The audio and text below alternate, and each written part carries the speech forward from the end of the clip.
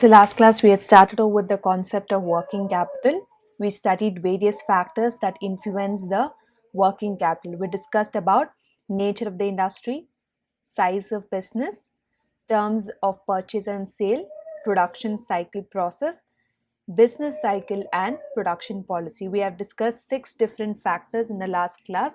Let's continue today the factors. The seventh factor is the dividend policy. Dividend policy has a bearing on working capital since it is an appropriation of profits. The payment of dividend reduces cash resources and thereby affecting working capital. We've always seen now what is dividend? Dividend is a part of profit that is being distributed to shareholders as a return on investment. I repeat, dividend is a part of profits that has been distributed to shareholders as a return on their investment. Now, how will dividend policy or dividends affect working capital is if you're letting out more of your profits, let's say you have earned rupees 1 lakh and you're supposed to give a total dividends of let's say 30%, that is 30,000 rupees. If you're giving the entire amount 30,000 in the form of cash dividend to shareholders, you will decrease the amount of liquidity for working capital. Let's say if it's just 30,000, maybe you can pay them half of that, 15,000, and the remaining you can retain the profits called as retained earnings. So if you're going to pay full dividend according to the policy, then you might run short of amount required for meeting your short-term commitments. Is that clear? So that is why dividend policy has a bearing on working capital because it is directly connected with the amount of return or profits that you earn. Number 8, scarce availability of raw material. Some raw materials are easy to procure and some are not. Therefore, a firm might be compelled to purchase more than required to manage smooth production. Now, this is very much reality because not every raw material is very much available or just few kilometers away from the factory as such, right? Some raw materials have to be imported. Some raw materials need to be shipped, or some might be just close to the factory of production. So, like this, there can be in certain cases scarce availability of raw material. If it is very close by and the production process is not halted or affected because of raw materials, then we do not have to worry about working capital. But in case there is scarcity, right? Scarcity, that means you have to import your raw materials. The very raw materials you're importing or getting it from a very long distance, that is called as scarcity, right? So then what do? Every time you can't place an order and get it traveled across and shipped to your factory. Instead, what would you do? Purchase more than required. So in case you just need 10 kgs right now of raw materials, you might order 50 kgs one shot. Why? Because the procurement of raw material is very scarce.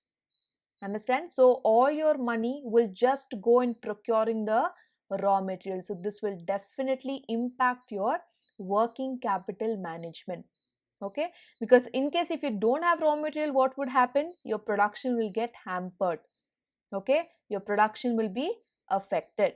So in order to avoid that, I will purchase the raw material on bulk, right? On a very large quantity, that is purchase more than what is required for right now. Right now I need let's say 10 kgs, but I'm procuring 50 kgs because every time I cannot procure 10 and that will make a lot of cost for me. So I procure more than required. So there my cash or the amount of finance is on most of my finance is just gone in procurement of raw material, right? So another factor that influences working capital is scarcity of raw material.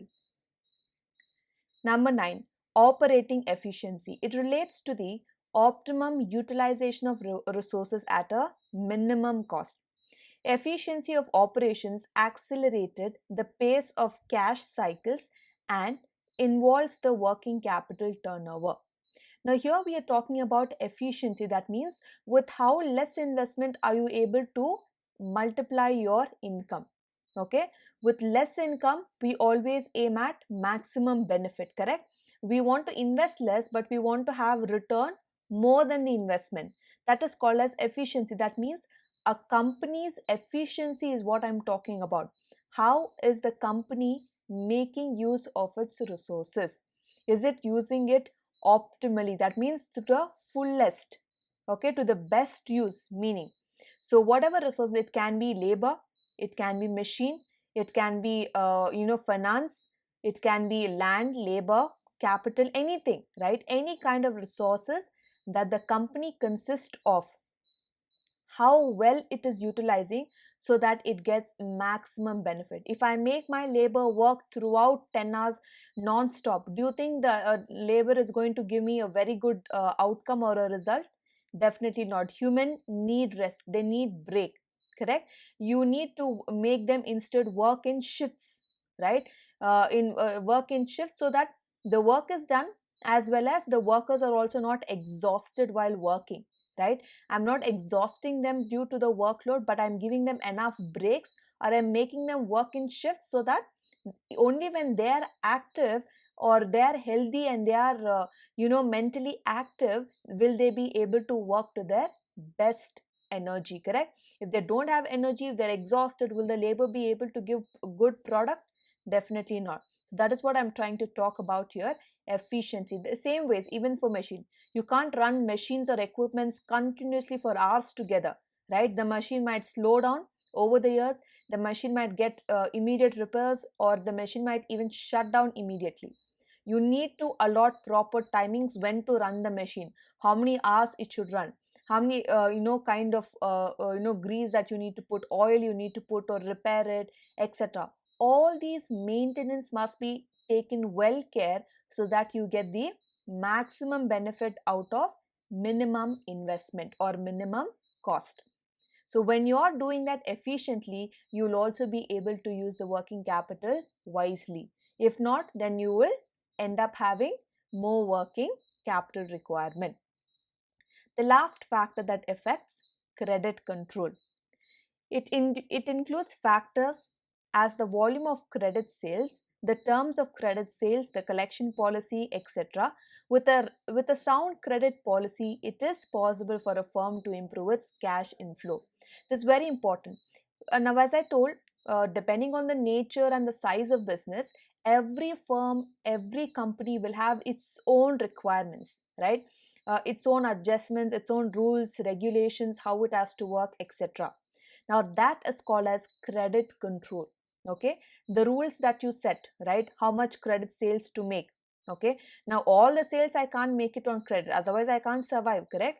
A part of it must be cash sales, maybe a part of it can be credit sales. You got my point? Everything I cannot let cash sales, or if they're not able to, if my customers, let's say one of my customers are not immediately able to pay, but I cannot tell, if you're not able to pay, I will not sell you the product, I might lose that customer. In only such cases I should allow what? Credit sales. Now just because I can allow credit sale doesn't mean every other customer I let them take the goods away and pay the amount later. It should be a balance. So I have to decide upon what is the amount of volume of credit sales the company can allow. What are the terms of credit sales? That means the time period that you allot. So let's say my company fixes I can only give credit sales if the sale value crosses 5,000 rupees. Okay, if the sale value, if your total goods that you purchased from my shop is amounting to rupees 5,000, then I might allow you credit sales 5,000 and above. If it is less than 5,000, then you are supposed to pay only by cash, no credit allowed. So that can be one of the rules set by the company. The collection policy. So how will I collect? Should I collect it in cash? Should I collect it by a bank check or a DD, etc.? The collection policy will also be decided by the company. So with these conditions or rules, if it's effectively set and managed, then definitely the company can improve its cash inflow. It's very easy to give credit, but you also need to do the follow, whether or not those people who have taken on credit will pay on time.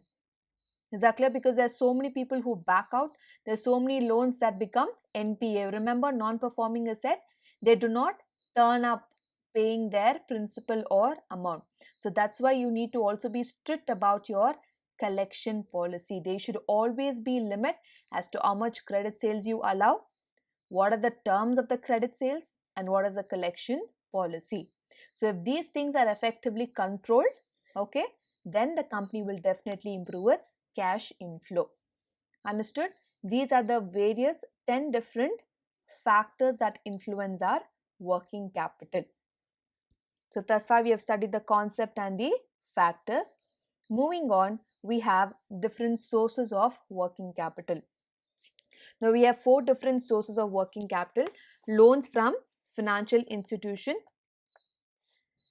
accepting public deposits, convertible debentures, internal financing.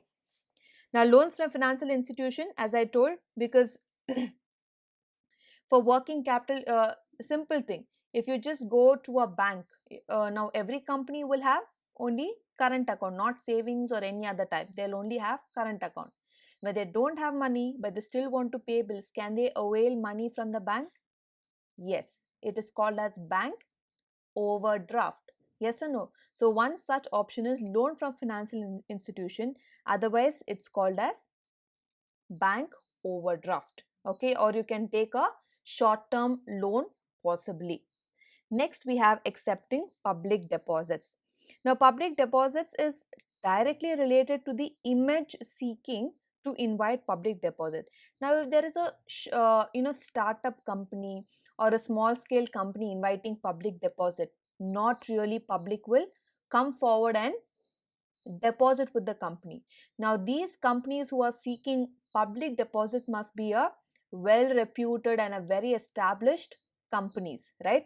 Only then you as an investor or I as an investor will have confidence that yes, my deposit will be safe with them, or my deposit will earn good amount of return from this company. Yes or no? So there is the next alternative called as accepting public deposit. So of course you will be paying a interest on that deposit the company shall pay. Convertible debentures, this is otherwise known as floating debentures. So debenture issues of companies in private sector are associated with certain reputed and well known groups, generally fail to attract investors to invest their funds in companies. So here what I'm talking about is, when I say convertible or floating debentures, they can be converted into equity shares after certain point of time. Okay, so here what I'm talking about is, when I'm converting the debenture holders, when I convert them, become the equity shareholders. Equity shareholders will get a larger share of profit in the company. They also have a decision making and voting rights. Basically they are the owners of the company. So another one such option for a source of working capital is floating of debentures or convertible debentures. Next, the last one, internal financing. Now, in short, we can say as retained earnings, right? Retained earnings, or whatever profits that have thus far been able to realize it and also save it, that's called as retained earnings. For an example, if the company has earned 1 lakh rupees, okay, and after all the payment of expenditures, now I have to issue debentures, I have only left 40,000 rupees. Now if I use this entire 40,000 in just giving out dividends, I will have nothing left in the company. So rather what I would do, only a part of it, let's say only 10,000, I will allow it in the form of dividend. The rest 30,000 I will start retaining it in the company itself. So that will become a source of internal financing. Where do I get money to pay? From the company itself. That is called as internal financing. The company itself will finance its sources for working capital. So that way, every year when the company sets aside its profit in the form of retained earnings, it will become a source of internal financing and as a source of working capital. Is that clear? These are the four different sources: loans from financial institution, accepting public deposits, convertible debentures, and internal financing. So next class we'll be discussing about the adequate working capital, inadequate working capital, and excess working capital.